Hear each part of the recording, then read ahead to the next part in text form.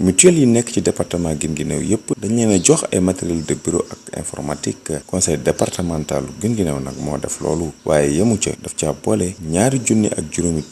waaye néew doole dugal leen ci mutuelle yooyu. toutes les 13 mutuelles de service département lépp jox nañ leen bureau jox nañ leen imprimante jox nañ leen ordinateur bépp relais bu nekk ci 8 communes yi nga xam ne bokk na si dinañ ko jël moom ak ba ñetti doomam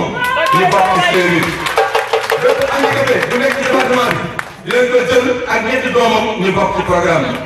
bi bépp néew ci doole muy veuve bu bokk ci département bi nekk ci 8 communes yi dinañ ko boole ci programme bi moom ak ñetti doomam. 8 millions yi dañ ko institutionnaliser au niveau du conseil départemental chaque année dañ koy bëgg di verser automatiquement. daara yi aussi bokk nañ si. ki nga xam ne moom moo jiite programme CMU boobu moom de nee na Guinguinéo wane na yoon wi pour ñeneen ñi nga xam ne nañu fal. sama baat ci kaw benn président du conseil départemental def ko ko waaye nag maa ngi lancé un appel ñi nga xam ne jiite nañ ay conseil départemental pour wax leen ne exemple bii ñu lancé fii tey ci Guinguinéo